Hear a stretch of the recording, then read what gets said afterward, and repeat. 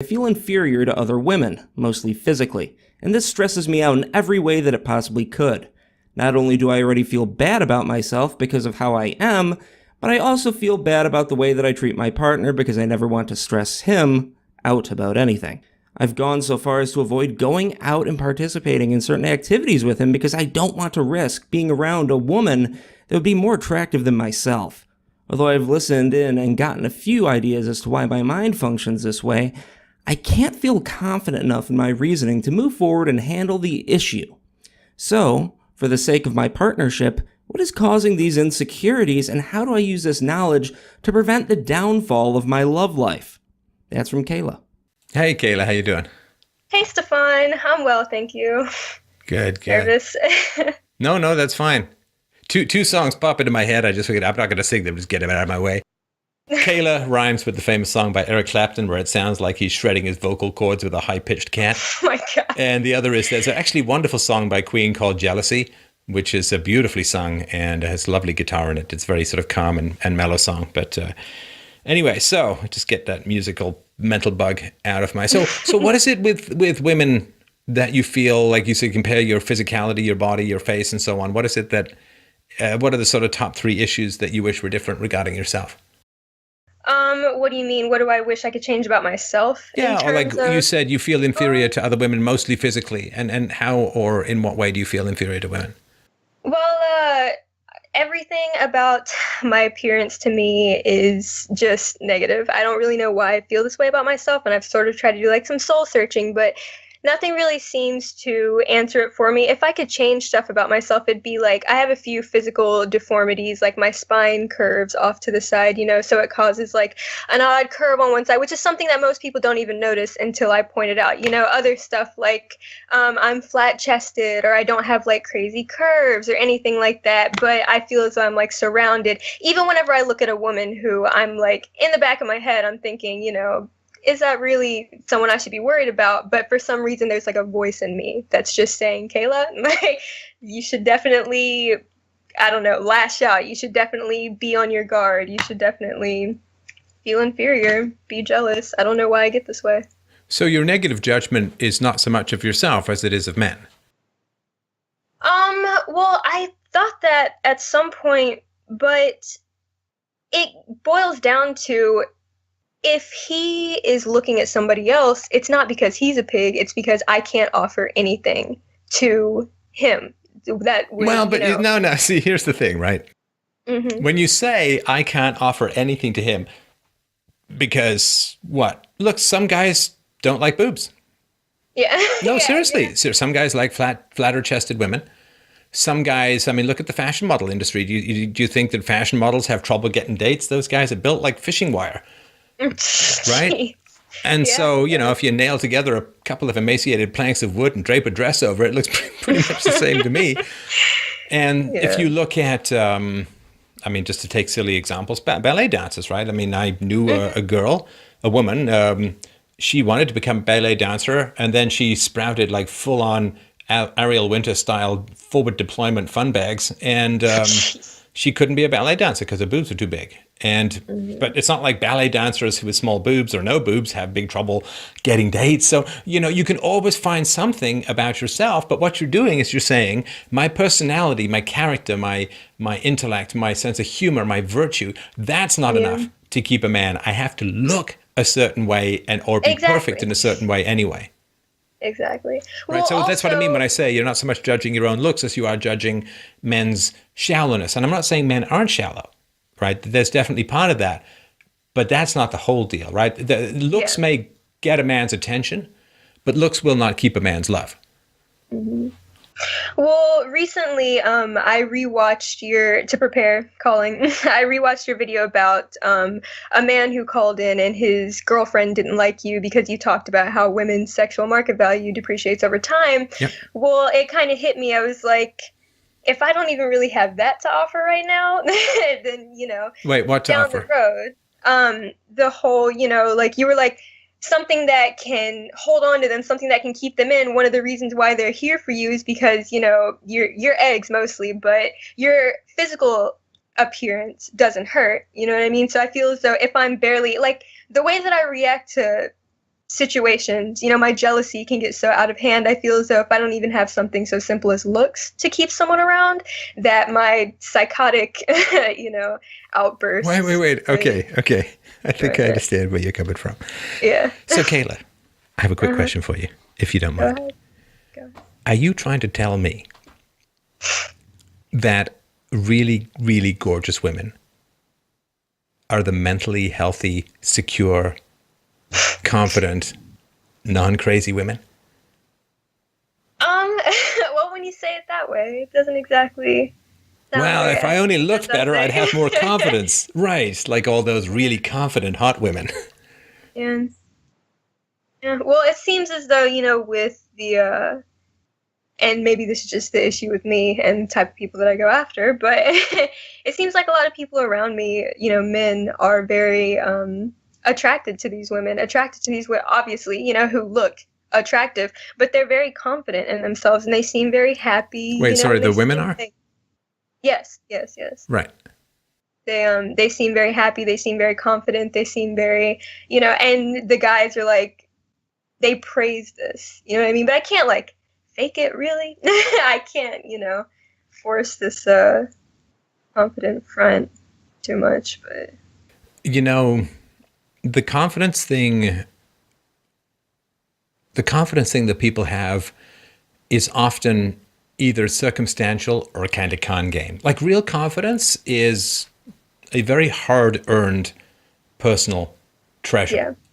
You don't just get it, right? You don't get to be confident because people want to have sex with you.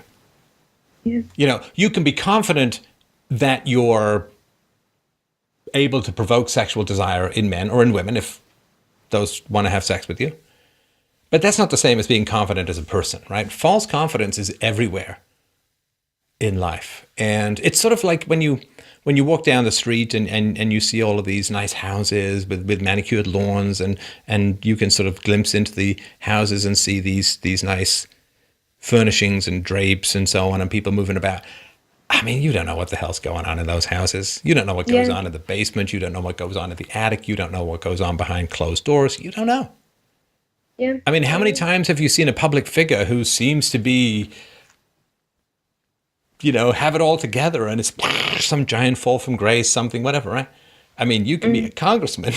Turns out you're a sexy underage girl, right? Yeah. So confidence is a lot of it. I think a lot of it is either circumstantial, like you're just young and happen to be hot as a woman or whatever, and so guys want you and you're buoyed out by it, but that doesn't last.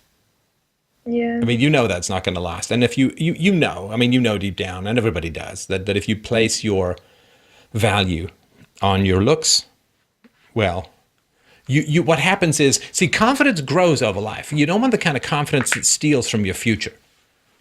Because confidence in like youth and attractiveness is like a drug habit. Sure, you feel good now, but it's going to cost you later. And if, as a woman or a man, you say, I'm confident because I'm hot, well, the hotness is going to leave.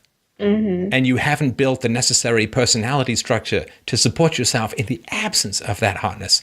And so you go crazy. See, well, this is the issue. This is one of the things, I agree with everything that you're saying. This is what I've been trying to tell myself in order to get myself out of this mindset. And I feel as though I have a fair amount to offer, intelligence-wise. I don't want to brag, but I think that I'm a fairly intelligent person. I think that I'm, a pretty decent human.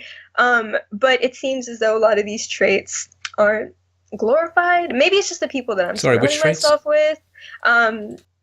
Intelligence, a decent amount. What am I trying to say? Humble, being selfless, I guess. And I'm not saying that I am like a high degree of all of these things, but just traits that you would want to be around, I guess. Right. I mean, is that a picture? I won't say anything, obviously, in detail, but is that your picture on your Skype? It is, yes. You're very attractive. Thank you. No, you are. I mean, nice figure, great hair. I mean, even features and slender and all that. So, this is sort of outside eye, and I have I have scanned the legions of female beauties over my life, and so I would say that your inner perception, your inner image does not accord with. Now, I know everyone puts a good picture, but you can't fake some of that stuff, right? I was going to point that out, right? Yeah. So I would say that your inner vision of your attractiveness is not in line with what is seen from the outside, right? At least for me. Mm-hmm. Yeah. Now, that obviously won't help you that much, right? I mean, it's nice to hear. That's the thing. Everybody says it, whenever I talk to people about it, and they're like, but you're so pretty, you're so pretty. And if it was so easy to just hear that and move on with it, you know what I mean? But it means a lot. But I'm saying that to point out that you're wrong about looking like some mutant cave-dwelling troll, right? I mean, just want to point that out. Uh-huh. Now, I remember the times in my life when people told me how attractive I was. I remember those very vividly. Like I remember I was in a high school production of Our Town by Thornton Wilder, and there was a cast party afterwards, and I didn't really drink, but a few. This one woman, I guess girl back then, we were 18 or 17, 18. Yeah, this is back when we went to grade 13, and I remember she got really drunk, and I was helping her home. I'm sort of knocked the doorbell and handed her over to her parents or whatever. And on the way home, she was so drunk, she said, "Steph, 2 things about you. 1, you're gorgeous. 2, you flirt with everybody." Oh my God. And I'm like, you know what? I actually kind of disagree with either of those assessments. Yeah. So, I was a big flirt when I was younger. But anyway,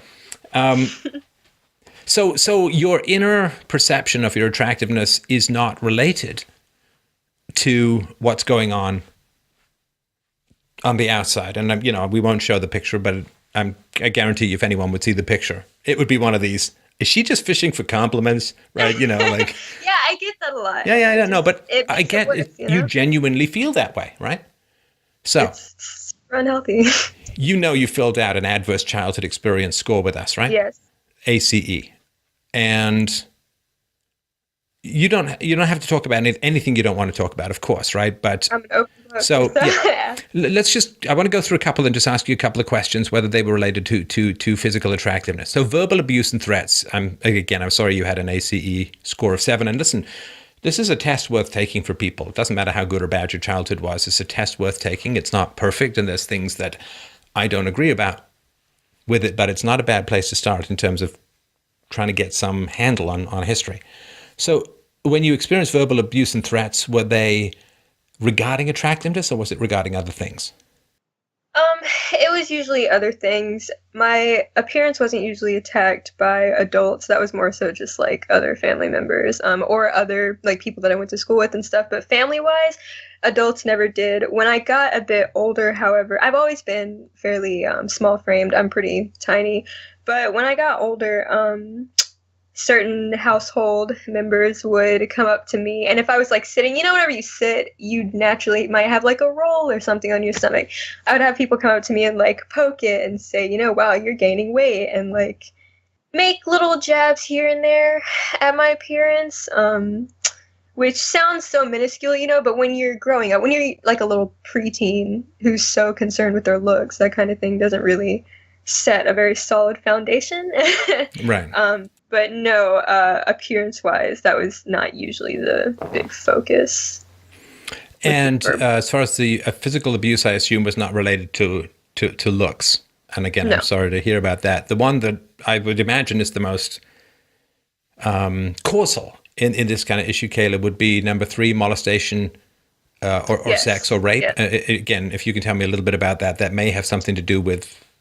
Yes, actually, and I can give you a little bit of extra thought on that after I finish explaining it. But when I was about ages 3 to 4, I had a babysitter because single mom worked full time, and I had a babysitter, and every day I would come to his place after school, and it was his wife who was supposed to be watching me, but she had a husband, and he would take me away from all the other kids multiple times a day into like a bedroom or a bathroom or something and molest me, and it was horrible, and I didn't know what was happening. I knew that it felt wrong, but I didn't know how to explain it to anybody. So one day I was in the car and my mom was like, Kayla, if so if he's doing something like this, you would let me know, right? And I was like, oh, well, now that you mention it, he is doing that. And I was taken out immediately, but I think when it came to running tests for it, we were a bit late, and so he got off scot-free, which kind of sucked. But it happened, and then after that,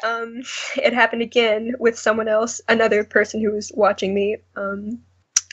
My mother was going out with one of her friends, and her son agreed to watch me, and I was trying to watch something on TV, and I didn't want to watch it by myself, I think, and so he was like, I was probably 6 when this happened, maybe a little bit younger, and he was like, I'll watch it with you if you let me do this, and I was like, no, of course, even at that age, I was still able to say no, but, against my will.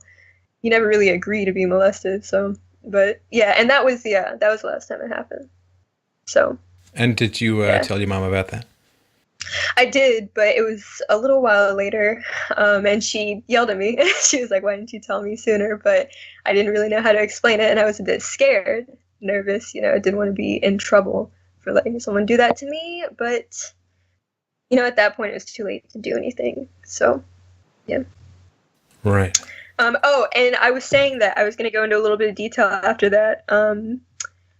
I have this issue, and as if I haven't made myself sound attractive enough with my insane jealousy, where sex-related things tend to make me really angry, like not the act itself necessarily, but if something comes on TV or is mentioned in a song, and my current partner is mindful of this, but if something is mentioned about it that's overly provocative, it sends me into a rage, like not an open rage, I'm not smashing windows and stuff like that, but internally I get really off-put, and I think it's because at such a young age, it was sort of put into my mind that sex is something that's so controlling, and it just drives people to do disgusting things like touch 4-year-old little girls. So right. That kind of plays into this whole insecurity thing that I have where, sorry if my voice sounds a little bit shaky. It kind of plays in this insecurity thing I have where it's like, no matter what I have to offer, you know what I mean? Sex can drive people to do crazy things. And if he's so sexually attracted to another woman, then, what can I really offer? So. Well, and I'm obviously, I normally will nag at people for laughing or being positive about things that are so horrible, but, you're young and it was horrible stuff. And I just wanted to let you know I'm aware of it, but I didn't want to interrupt your story. But my apologies. No, that's fine. It's brave to talk about this stuff, and I appreciate you doing it. How old were you, Kayla, when your parents got divorced? Well, surprise, surprise, they were never married. My dad left very, very, very early, and it was never a huge part of my life. It was not around much at all? Well, whenever I was younger, way younger, I would go to stay with him over the summer when he was married to this one woman who kind of kept him in check. I would go visit over the summer for a little while and stay with him and my brothers. But that ended after a few summers, 2 or 3 maybe. They got divorced, another surprise. And so after that, the only time I was ever able to see him was if he somehow found out that I was in state or something and fought until I would go see him. Or for my graduation a few years back, he showed up to see me then. But other than that, no, he has not been a part of my life. And when you said that you lived with an alcoholic or drug user? That was my dad, whenever I would go stay with him. And also whenever I was young, like very, very tiny. We lived with him, and that's how he was. And spending months at a time with him being that way. Oh, also, I forgot to mention... Wait, was he an alcoholic or drug user? Or both? Drug user and alcoholic, both. Yeah. Whenever... I went to go see him a few years ago. I think it was maybe when I was in middle school, which wasn't a few years ago, but a while back. And he was under some kind of influence. I don't know what it was. And he got into a fight with his fiance at the time, and they had a wooden frame sort of in their house where it looked like a window should be, but there wasn't one. And he was arguing with her, and he ended up grabbing her, somehow I didn't see this part, and pushing her up against the frame so that she was choking. He was choking her up against the frame, and it snapped, and that was the only reason he let go of her. So my it dad was is like exactly he tried to kill her? I don't know. I honestly don't know. But it could have, that right? might have been, yeah, I'm pretty sure that's what it could have come out to. Christ. And her children were there as well, so they were subjected to that, which is just terrible. Oh, so she was a single mom too? Yes. Now, Yeah. you know that I don't know if you've watched the presentation, The Truth About Single Moms. Mm-hmm. But single motherhood is like by far the family structure in which the children are the most abused. I'm well aware, yes. And leftists, this is a very gross generalization, so, take it for what it's worth, but it hasn't escaped my attention that leftists seem to be quite keen on the hypersexualization of children. And I certainly have seen a number of prominent leftists who have problems with child pornography or molestation and so on. And they also are promoting social policies and tax policies and ideologies they know is going to lead to single motherhood. Now, if there was someone who was, who wanted sexual access to children, having single moms around is a great boon. Yeah. And I sometimes wonder, this is a very long series of causalities, so it's very tentative and it's very abstract, but I just wonder if there isn't some motivation among some leftists in the production of single motherhood because it gives them sexual access to kids. We know that. Statistically, they're going to be like 30 times more likely to be molested than in a two-parent healthy household. Mm-hmm. So I am sorry for that start to your life. It's okay. No, it's not. I'm No, it's working not. to recover from it is what I meant to say. Right. It doesn't affect me as heavily as it once What did. about your mother's boyfriends, if she had them? Well, she didn't have many when I was growing up. Currently the one that she's been with for, I don't know, since 2009, so 8 years. And they're doing fairly well most of the time. There's arguing, but not too bad, I guess. But yeah, he's never tried anything. He also has children, so, he's not like a abusive person for the most part. Right. I could tell. Yeah. Right. Now, why do you think your biological parents got together? Well, my mom had I'm sorry, I don't mean to laugh, this is more so just like a nerve thing, but, had a very bad upbringing as well, same thing as me, only add on intense physical abuse from other family members and verbal abuse targeted at her appearance and her intellectual state and all these other things, so she didn't exactly come out of a very great place either. And so I guess she just saw someone that she thought was attractive, and she thought that maybe, I guess she didn't know his history as well, maybe. She didn't know what could come of it. I know that I was an accident, so it wasn't like she was trying to start a family with him, I suppose, but yeah. What do you mean by an accident? I never quite, unless you're Well, Mary, mother of Joseph, I don't know where the excuse Yeah, is. exactly. I wasn't planned, we'll put it that way, I guess. Well, no, but It's always 18 different forms of birth control for women. Yeah. Yeah, you would think, right? You would think that it'd be more preventable, but I'm glad you're here, don't get me wrong. But as am I, yeah. yeah. And how long have you been with your current boyfriend for? Not very long. I think since April, so just 3 months. Or almost 4, actually, yeah. So not too long at all. And how much does he know about your history? Well, recently, I started explaining this stuff to him. Actually, right before I got in this call, I was standing outside of my house with him, telling him, he knows about you. And I was telling him that I was really excited to be on the show, and I kind of opened up about the whole sexual abuse history right then, which might not have been the best time, but I did, and he was very comforting with it, or about it, and that's about it. When we first got involved, I told him about, my jealousy and all that, so he knew about that right off the bat. But as for my history, not so much. He also knows that I was spanked as a kid, but of course, he doesn't share my views on it, and he doesn't see it as a horrible treatment to children, which I'm working on. Well, what was his childhood like, Kayla? Really good, actually. From what he's told me, it was like he had a bunch of friends. His parents are together, and they still love each other deeply, and I can tell every time I see them. He lives in a very nice house, a beautiful neighborhood. His life seems like it's all together. I do recall him telling me that he went through, and big family too. Everybody's super close in his family.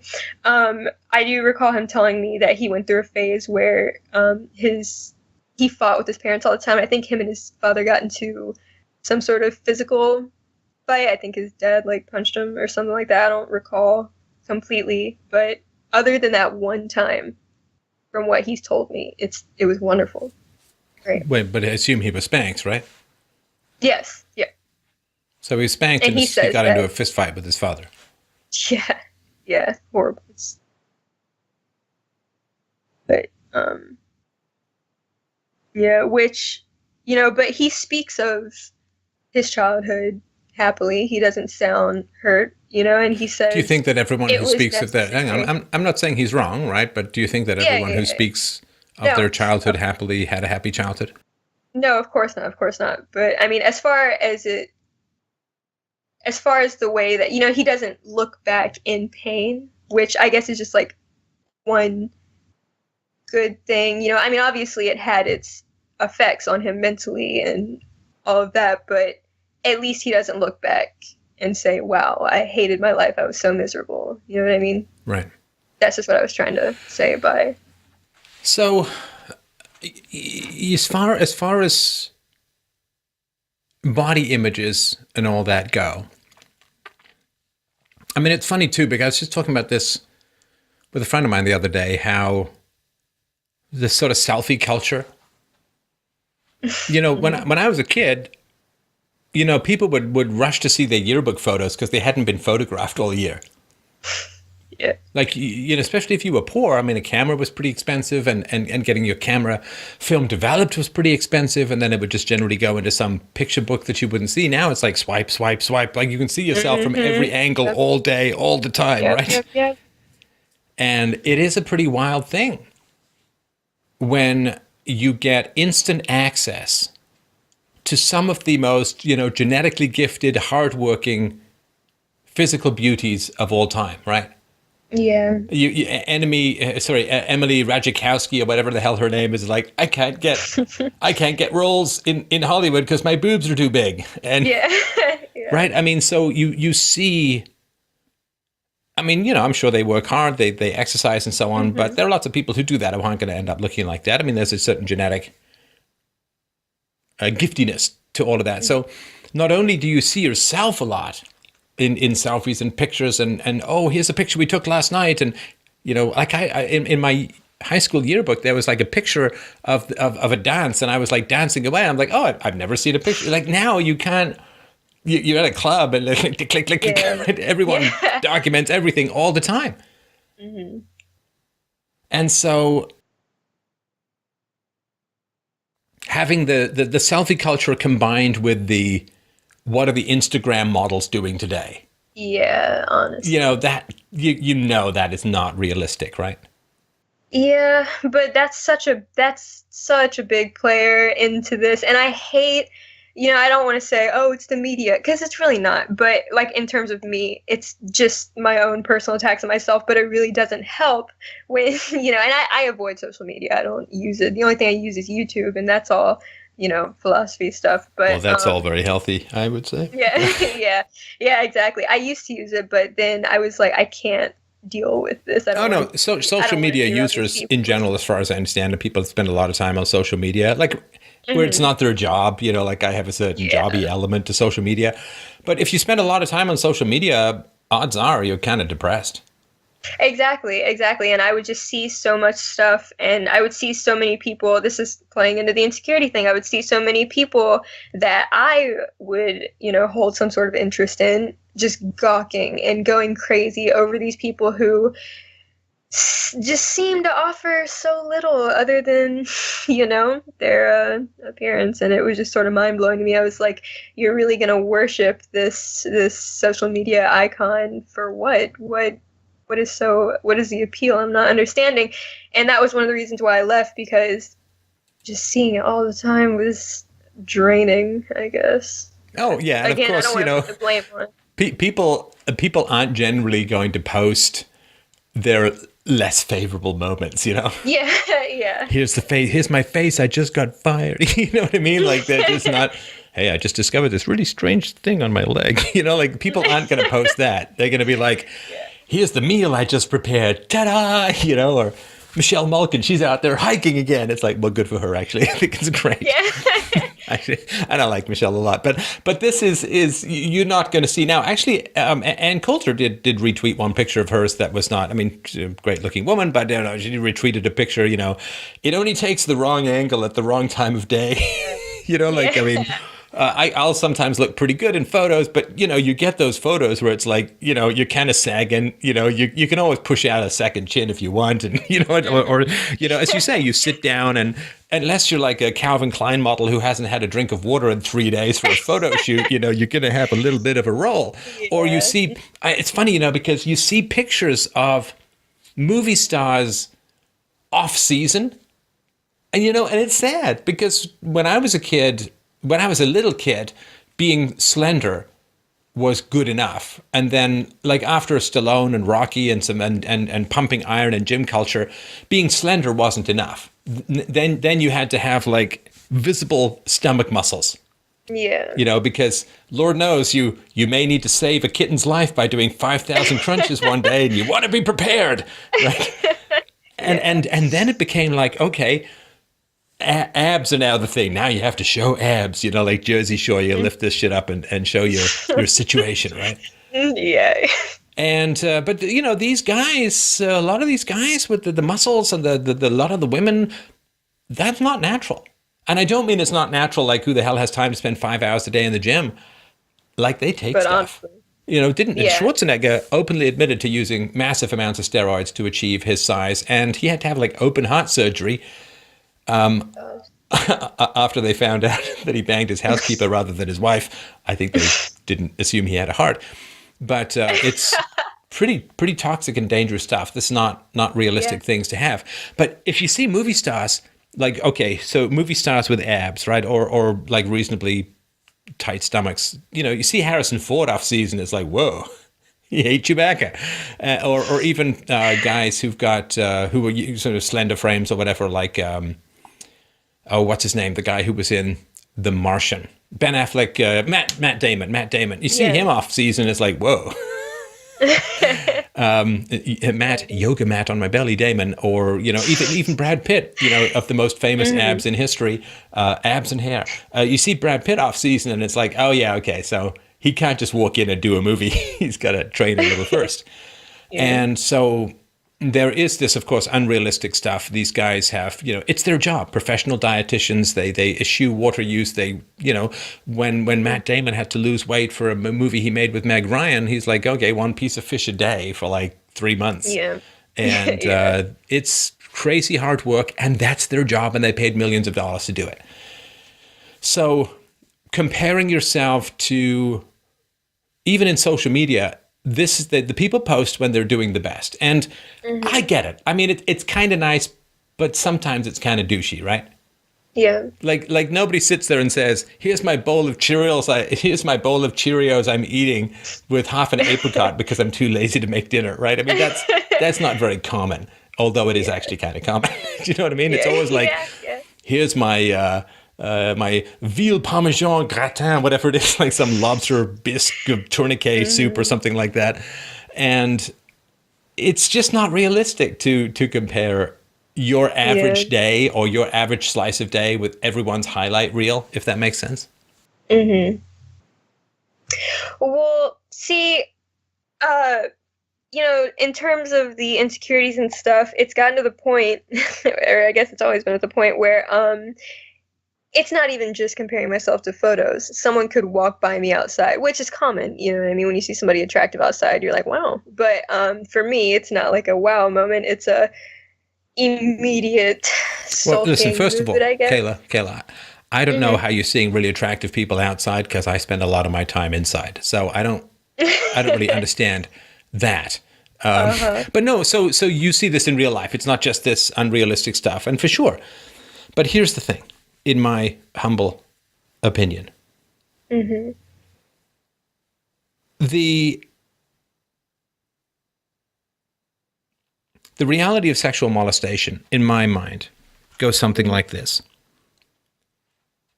You have an ambivalent relationship to sexuality because you want to be sexually attractive. There's nothing wrong with that. You want to be sexually attractive, but sexuality, given your early experiences, has a dark and dangerous, sinister and destructive element, right? Yes. So you're like a lion tamer who's pretty convinced that the lion's going to eat him.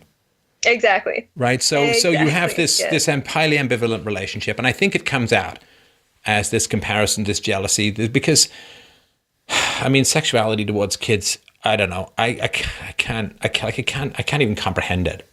But it does, of course, give children the very darkest and nastiest twisted elements of human sexuality. And, whether it's about sexuality or about control or destruction, I think it is more about destruction than anything else. And I think it also arises out of a terrifying kind of insecurity, you have so much power and control over a child that an adult can say no, an adult is going to have demands, there's going to be some kind of egalitarianism in the relationship, an adult has options, an adult can call the cops if you do something untoward, and kids are kind of helpless and easily controllable in many situations. So exactly. So I would say that as far as this attractiveness goes, when I look at growing rates of single motherhood and I look at growing rates of obesity, what I see is growing rates of single motherhood equals growing rates of molestation.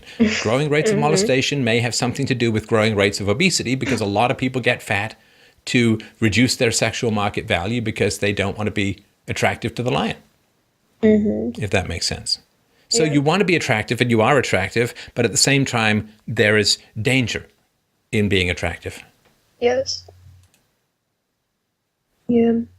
I mean, when you've got some guy from Glee was caught with child pornography. We've got the California Deputy Attorney General caught with child pornography. We've got all of. I mean, they're being arrested all over the place. This is something the mainstream media will not talk about, and it's absolutely unconscionable. These child prostitution rings, these child molestation rings, these child pornography rings are being crushed by the Attorney General, are being crushed in law enforcement in wave after wave after wave. And by God, it's about time. And by God, don't ever stop. Exactly. And so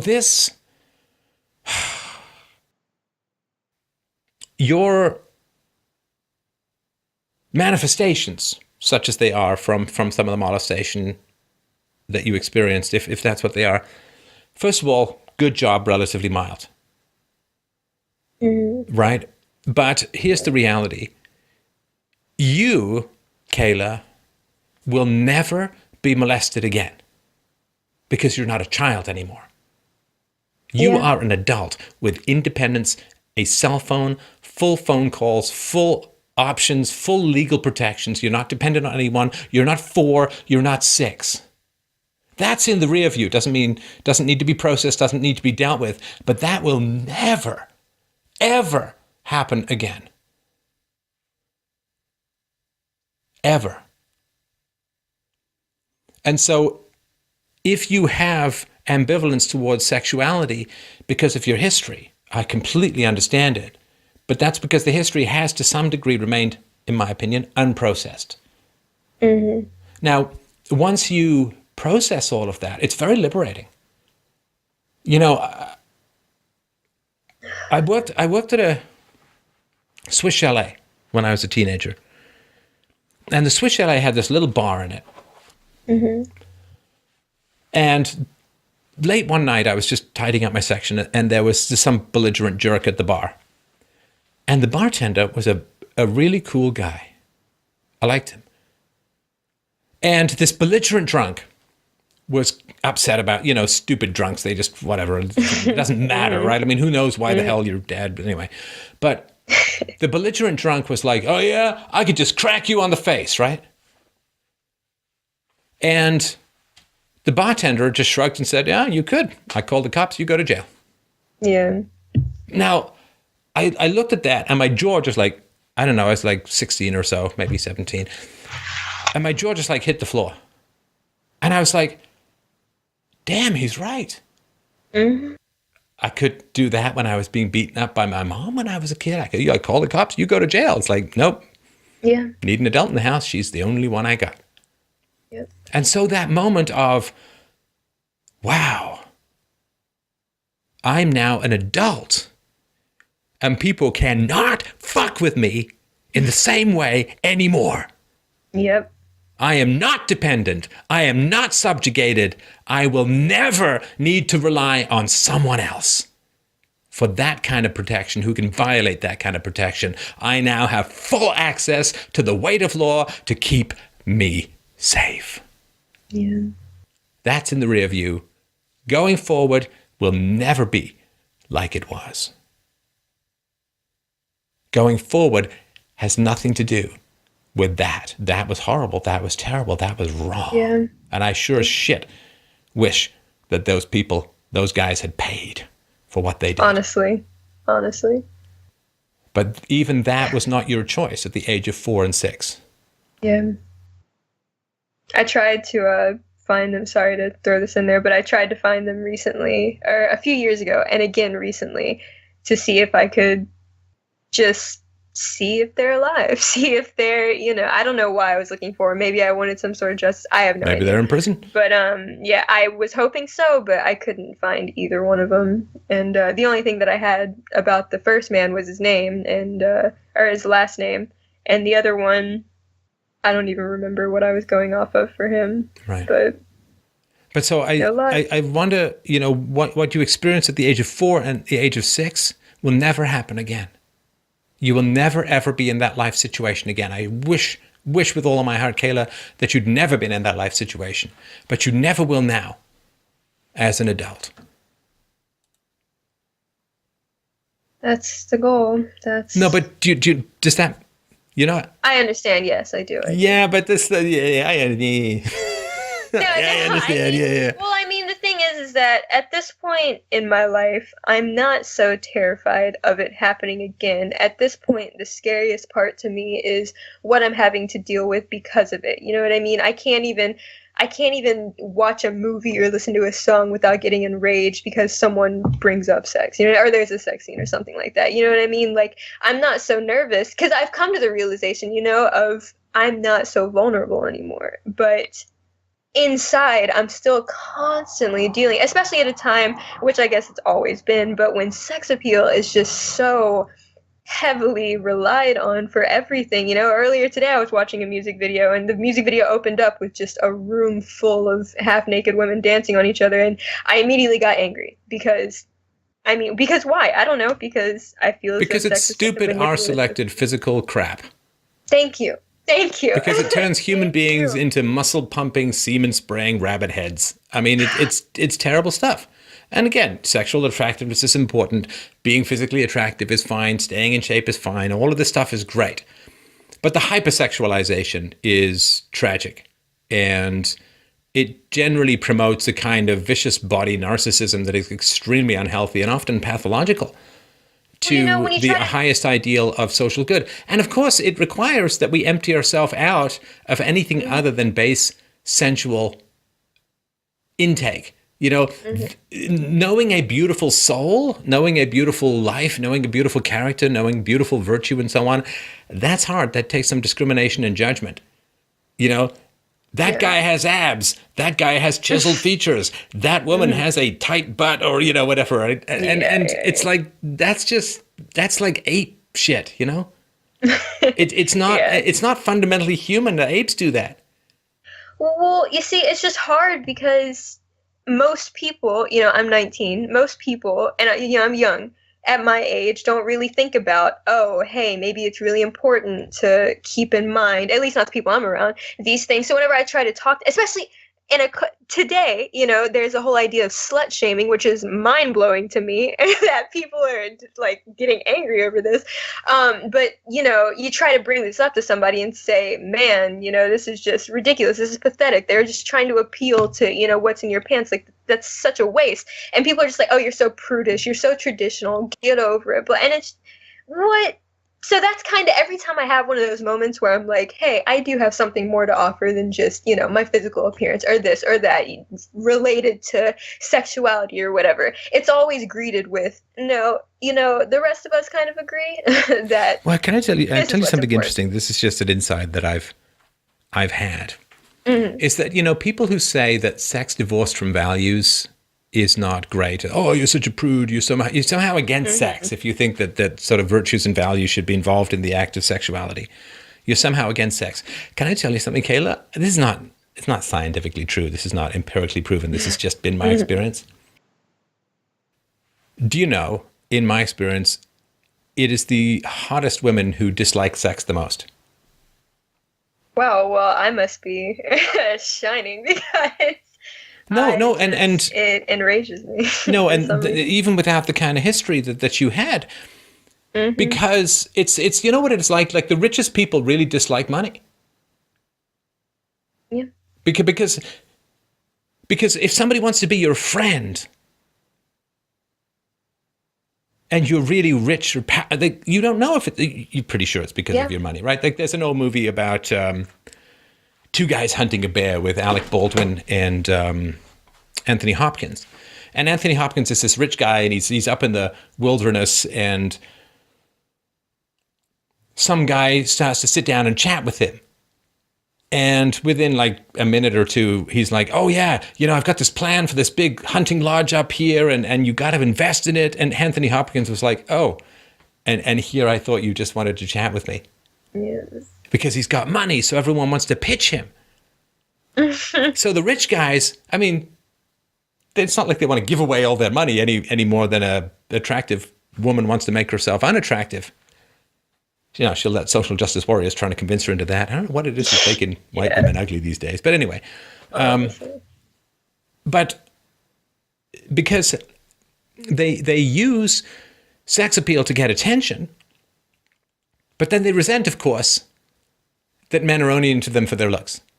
Mm-hmm. In the same way that a guy throwing money around in a club is going to have lots of friends, right? Yeah. But he resents that the friends are only there for the money. But I mean, what are you doing, right? Like, you're kind of setting yourself up, yeah. Right. So and there is no body stuff. You understand, there's no solution to that. Yeah. Because if you're hotter, all that happens is you move up in the scale. Yeah. And if you're so hot that you're a bikini model, then you're terrified if you have a pimple. Or if your boobs start to sag, as they will. Or you get a little cellulite, as you will, particularly if you're on the pill. Right? So there's no solution to it. You all that happens is if you're more attractive, then you just move up in the scale. And maybe you're the most attractive person on the planet. One in billions, right? Mm-hmm. And then what happens is someone's going to replace you because you're going to get old. Yeah. So you can't. I know. You can't ever. Now, I'm not saying don't think about your appearance and it doesn't matter. I'm not saying that at all. Mm-hmm. But that anyone who wants to be with you just for your looks is using you, right? Yeah. Like a fleshlight, or like they're using you as a sex toy. They're not using you, like they're not with you, they're with your body, right? Mm-hmm. And that's gross. And it's cheating. To get attention for looks is as shitty as getting attention for throwing money around. Mm-hmm. Right? Yeah. So, jealous. You don't trust your boyfriend. It's not anything else. You don't trust your boyfriend because male sexuality was very dangerous and damaging to you as a child, right? Yes. Right. So, if you were to trust that your boyfriend is with you because you, because you are unique, you are who you are. If your boyfriend is with you because of that, you are irreplaceable. Yeah. Right? And, anybody that you're with is going to tell you that. And so that's what he's told me, because wait. Yeah. The question isn't what he tells you. The question is what you believe. Now, if you say, well, every guy is going to tell you that you're special, it's like, well, then you need to find some way that you can trust a man. Mm-hmm. Right? Yep. If you trust him, he can look at other women. He can even appreciate other women. Yeah. I went to go and see Dunkirk last night with my wife. And she's pointing at a picture of Charlize Theron. She says, man, that is an attractive woman. Look at her. Yeah. Yeah. Right? And she knows she's worshipped, loved, and adored, and I'm not going anywhere ever. Right? So if you trust your boyfriend, you won't feel jealous. Your jealousy is not anything other than trust. Now, the question is, have you ever had a man in your life that you could trust? Not that I can really recall. Oh, you'd recall. Such a surprise. Exactly. You would recall if you had, right? And people usually resort to the, you have daddy issues kind of thing, so. Can I just, there's a few people I want to thump. There's a few people where my non-aggression principle cracks a little bit. The people who say, like you mentioned this phrase earlier and I got a little facial tick. The people who say, blah, blah, blah, blah, blah, get over it. Mm-hmm. Or get over yourself. It's like its ugly sibling. It's like, shut up. That's not an argument. Exactly. Get over it. Period. No. Period. And what was the phrase you just used? That was another one that. My memory is the worst. It slipped my mind. My apologies. Oh, that's fine. But you haven't had a man in your life you can trust. Oh, it was daddy issues. That's what it was. Oh, yeah. The people who say, you just have daddy issues. Oh, you just have mommy issues. It's like, come on. If a woman's been beaten up by her husband, you say, you just have husband issues. It's like, No, you were viciously treated by, and these are the people who chose the husband. You didn't choose your parents. Exactly. If you're abused by your mother, you have mommy issues. It's a cheap, abusive, sophist trick to put the person into the frame of mind of being a child again. Because they don't say mother issues usually, they say mommy issues. And mommy is the word that small kids use. So it's just a way of pushing the child back down into a helpless, subservient childhood frame of mind. It's a vicious, vicious thing to do.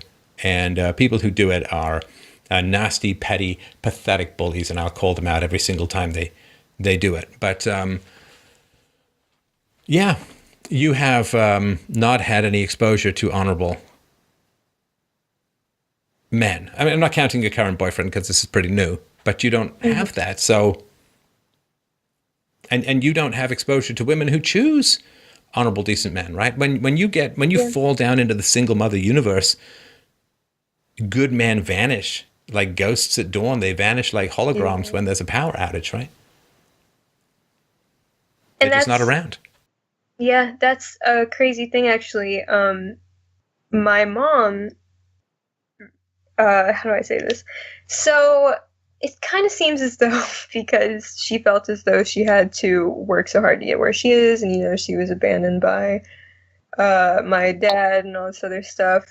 It seems as though she really doesn't support the traditional family, and so recently, like, my end goal in life used to be that I wanted to have my own business for some linguistics related stuff, international relations. And she was really excited about this because she owns her own business. So she was like, this is going to be great. It's going to be great. Well, recently I was like, I mean, eventually I want to have kids, not even eventually, whenever I'm a bit on the younger side, I want to have children, and I want to be able to stay with my kids. I don't want to be in an occupation that's going to take me away from them really at all. And so, I don't want to start this business. And she kind of like looked at me and discussed, and I was like, okay, so already, the idea of me finding this great man who, falling into the idea of, wow, I can trust this person. I would love to start a family with someone, and do all these great things and be the traditional family is like, has been embedded in my mind to be looked down upon, which is ridiculous. But well, it's funny, because I'm sorry to interrupt, but there's this terrible tragedy that has gone on over the past 60, 70 years, which is where women are told, don't you end up dependent on a man. Exactly. Don't end up dependent on a man. Mm-hmm. You've got to keep your own skills. You've got to have your own occupation. You've got to have your own bank account. You've got to have your own savings. You've got to have do not end up dependent on a man. Yeah, I don't believe in that. Everybody who's got any sense knows exactly what that means. If somebody keeps yelling at you, don't be dependent on a man, you're just going to have sex with guys who are undependable. That's all that's going to happen. And then, whoa, look at that. Yeah. Self-fulfilling prophecy. Men can't be trusted. Men are pigs. Men are scum. Well, then guess who the women are going to be attracted to. I mean, it's a way of programming women to aim as surely as a howitzer with a laser pointer, to aim their eggs at the scuzziest men around. Mm-hmm. It's just terrible. And of course, your mom, is she going to say, yeah, traditional families are best? Of course not. Because then she'd have to say, sorry, honey, mommy screwed up. Yeah. And what's crazy is that I confronted her. I did a whole speech in college about why spanking is wrong, to sort of educate people. And I told her about it. I didn't even read it to her. I just told her about it. And she, got angry at me. I was like, yeah, I am not happy that you spanked me as a kid. I'm not okay with that.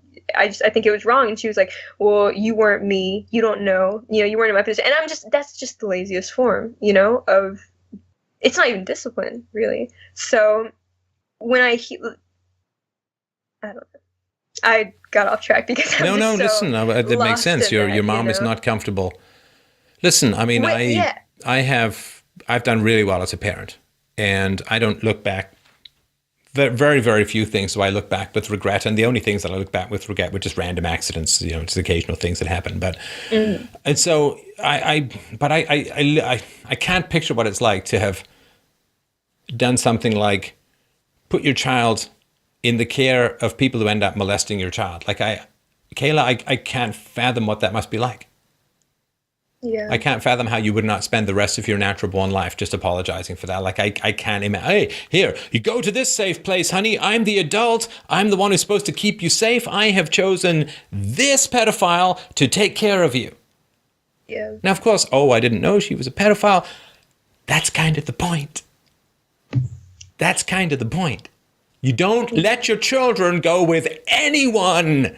You don't trust 150%. You don't let your children go with anyone you don't trust 150%. I don't care if you have to stay home in a nun's outfit till you're 30. That's what you do. Yeah. And this happened twice. And she yelled at you the second time.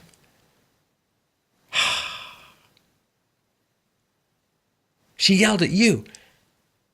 Mom, and I think that was your goddamn job to keep Kayla safe. Your job.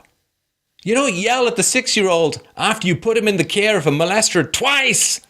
Your job to keep that child safe. You failed, not the child. You failed in the most elemental job as a parent.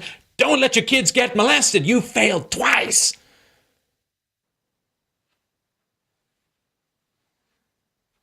And you yelled at her. Come on. It's not just men you've not seen a lot of trustworthiness from, is it? I guess not really, no. That was one of the things that I had mentioned to you, or I wrote on my survey before calling in, that any sort of emotional action was usually greeted with anger and stuff like that. So whenever I was a kid, if I would get super emotional about anything, it could even just be me getting emotional and saying, wow, I'm so happy that, you're my parent. I'm so happy about this and stuff, was always just sort of greeted with like, what? Like, why are you showing emotion, I guess? And, if I would get spanked and I would cry, it was straighten up your face, straighten up your face. Or if we were in public and I would get yelled at, it was, you know what I mean? Always the same thing. And so dealing with and openly discussing my emotions is not something that I've ever been really skilled at, And so that's why, like, when I finally was able to say, hey, like, I don't like that you did this to me whenever I was a kid, and she immediately responded with, well, you didn't know. It didn't hit me as hard as it would have if I was younger, because I'm sort of more self-aware about it now, you know what I mean? I've kind of been able to see that this isn't really a rational response. This isn't really, I shouldn't feel bad for opening up about something just because she doesn't like what I opened up about. And why do you think? Or she doesn't. Why do you think she didn't, or doesn't like your emotions? I don't know. I think that I don't know. And I'm also trying to figure this out, because I feel like if I can figure it out, then I can find another approach, and I'll finally be able to openly discuss my emotions with her. But I think that she's also a super emotional person, and so everything hits her hard, maybe. I don't know. Maybe she's not good at dealing with her own emotions, so she doesn't like having to deal with other people's. All right. Enough theorizing. I'm afraid that's just a word salad, I'm afraid. I'll tell you what I think, which doesn't mean that I'm right, as always. I'll just tell you what I think. Mm-hmm. There was one time I was running late for an important appointment. I was bringing my daughter, and she got upset about something right before we left. Now, that was a moment. I got to get somewhere. My daughter's very upset. That's a conflict. I can only get where I'm going on time if I ignore, to some degree, or minimize, or hurry her along when she's upset. And if I stop to deal with her being upset, I'm not going to get to the important appointment on time. Her emotions were inconvenient to what I needed to do. Now, that was very rare, and of course, I stopped and dealt with her emotions and phoned and said I was going to be late, and, we dealt with it, right? Mm-hmm. But if you can sort of put yourself in the state of mind of a parent who's like, you've got to get somewhere. Like, I don't know, like a plane or something, like something very important. And your kid is upset. It's easy to feel annoyed at the child. Mm-hmm. Especially because if it's something like, this wasn't the case with my daughter, but let's say it was something like, I can't find my stuffed toy. Right? You can understand, I think you can, I'm not saying do it, but of course you can understand that as a parent, it's like, the stuffed toy isn't important. Yeah. We've got to go, right? Mm-hmm. And then, of course, if you've been a good parent, your kid's going to dig their heels in, right? Rather than just soullessly comply like some limp robot, right? Yeah. So what I'm trying to say, Kayla, what I'm in my roundabout way trying to get across, is that I think it's entirely possible that your emotions were inconvenient to your mother. Your emotions were troublesome to your mother. Your emotions would cause your mother to feel negative emotions. Your emotions would cause your mother to have to make changes in her life that she just didn't want to make, or your emotions would cause your mother to have to make admissions in her life that she just didn't want to admit. Yeah. Your emotions would have threatened your mother's view of herself and her competence and her virtue in some foundational way. So your emotions were a kind of predator stalking her false self, her beliefs about herself that weren't true. And so they had to be kept in bay. You lock up a tiger in the house. And if there's an authenticity around you that by its very nature and honesty and goodness is threatening your false view of yourself, you must keep it caged. You must keep it silent, underground. You must keep it at bay. So what you felt was the opposite in some way of how your mother was living or what your mother believed about herself, in my opinion. Yeah, I mean, you're probably right.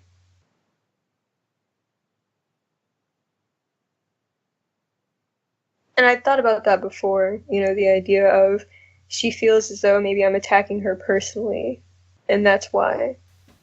Well, aren't you? I'm not criticizing you for doing it, but if you say, Mom, it was not good to spank me. And people who don't have any confidence or don't have a lot of confidence will always feel the criticism as some sort of malevolent personal attack designed to destroy them, right? But that's cowardice, and that's what it does is it allows them to escalate things to the point where they can just scream other people to silence and feel justified, right? Mm-hmm. Like you bring up something negative or bring up something critical of your parent. If your parent doesn't have the ego strength or doesn't have the maturity or doesn't have the courage to listen, or if it's after the time, once you become an adult, and I tell you, this is just my opinion again, but Kayla, once you become an adult, parenting is done. Hell, I mean, a good chunk of my parenting is done. Yeah. My daughter's 8. A good chunk of my parenting is done. There's no point for you now going to your mom and saying, Mom, it'd be great if you didn't put me under the care and control of any pedophile babysitters again. Right? Mm-hmm. That's done. Yeah. That's what I mean when I say, adults can certainly be sexually attacking someone, but it's not the same as being molested as a child because you're an adult. You're independent. You have access to the law you have, right? So criticizing, I don't know, once you become an adult, criticizing parents, it has value because it reveals to you the true nature of your relationship. But it's not like a lot of stuff can be fixed. Stuff can be admitted to, and I think that's helpful. But it's not like a lot of stuff can be fixed because you're an adult. Their job was years in the past. If they fell down and failed on the job, well, it's too late to fix it. And a lot of times when people have left a problem fester for so long to the point where you can't go back and fix it, then they don't want to hear anything about it. Yeah. Does that make sense? Mm-hmm.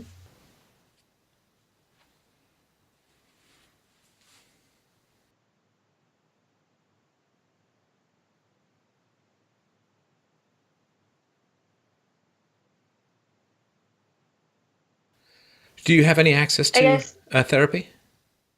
I do not know. It's expensive. What about college? Yes, I'm currently in college. Yeah, you might have access to therapeutic resources through your student union or through other. I would look into that. Well, currently I'm attending a junior college, which is just to get my associates, and then past that, I'm going to further my education immediately. But as of now, I don't really have access to much. The school is just sort of focused on getting your credits and get out. So would you let us help? I would, but good. You know what? Then that's all you need to say. Just 2 words is all I need from you, sweetie. No, if you let us help, let us know. I'd like to help listeners, and in particular, I think good therapists can be very, very helpful with this kind of stuff. You don't want to sort of smack around trying to figure things out if a good therapist can help you, right? Yes. So, don't your heart is a fragile organ. They say the heart is an organ of fire if you're in some never-ending movie with Ray Fiennes, but it's not. A heart is an organ of eggshells. And I don't want to see you bouncing around like a pinball, ending up breaking your heart in 5 more relationships before you figure stuff out. If this guy is from a good family and he's a guy you really like and so on, then what you can do, or what I'd request you do, is call around, talk to a few people, see if they'll spend a little bit of time with you on the phone. Ask what their therapeutic approach is. I've got a podcast called How to Find a Good Therapist, which is my sort of opinions about it. And if you can find a good therapist, just get a quote, send it in to Mike, and we'll work on covering it. All right? That's amazing. Thank you so much. My pleasure. My pleasure. Listen, you're a great woman, and you have been hard done by, and you need better treatment. You need a crack in the sky to let the sunlight in and let these plants grow. So whatever I can do or we can do to help you with that, we're happy to do so. Will you do that? Yes, I will. Excellent. All right. And keep us posted about how things go. And again, my very, very deepest sympathies for what happened to you as a child. There is a great life ahead. You have to earn it, but earning it makes it even sweeter. If you've ever been desperately thirsty and then you get that bottle of water that's got sweat dripping down the sides, it's so cold, that's the best tasting water you're going to have. So I hope that you will take us up on this. Keep us posted. Thank you so much for your time today, Kayla. Will do. Thank you. All right. Take care.